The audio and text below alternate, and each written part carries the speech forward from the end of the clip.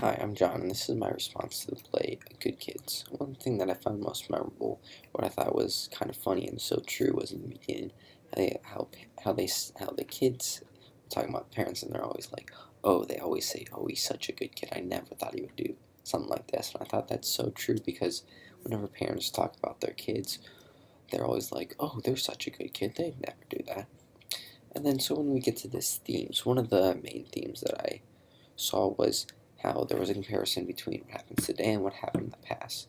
And Deidre, who really kind of summed up a lot of things, she really compared these two things and talking about how social media has really changed things and how this story probably wouldn't have even happened in the past because first of all they girl wouldn't remember and the guys aren't going to talk about it, and then secondly how the duality of people, how they have different sides. This kind of plays into the title of the play, Good Kids, because yeah, they might be seen as good kids at one time during the day, but at night, a whole different side of them comes out. And then this third theme of what is the truth and the difficulty in finding out the truth. In this story, it's very difficult to find out the truth because it had to do with alcohol, and when there's drinking involved, it's really hard to tell what people actually remember and what really was the truth. And in general, it's really hard to get the truth out of people because people see things in different ways and they remember what they want to remember. And then, so if we're comparing Good Kids and Intimate Apparel, there were two different plot designs because Intimate Apparel was an episodic plot when Good Kids, or never mind, Good Kids was an episodic plot, and Intimate Apparel was a climactic plot.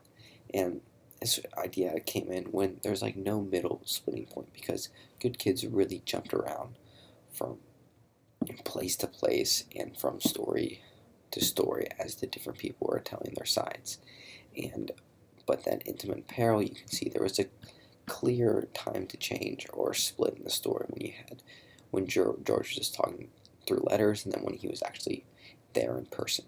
And then also it was Good Kids was told as in very sporadically, not in chronological order, while Intimate Apparel was told in chronological order. And this also plays into the fact that Good Kids was kind of jumping around and it was almost hard to follow a little bit if you didn't really pay a little attention. And Intimate Apparel is very easy to follow the order of how things happen. And then for how these genders were depicted in sexuality, it came into the fact that the idea that men are animals and they always want sex. And this really played a role, but then they also threw in the idea that was it really all the guy's fault? Because they never really said, was it Connor or Chloe who whispered in the ear? So it kind of brings up this idea that, well, maybe guys do always want sex, but girls want sex too, as Chloe admitted that she really does like sex.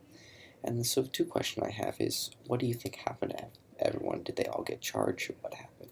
And then, whose side do you believe more? Do you believe the public view that was an awful rape, or do you feel the guy's view that it really wasn't like that?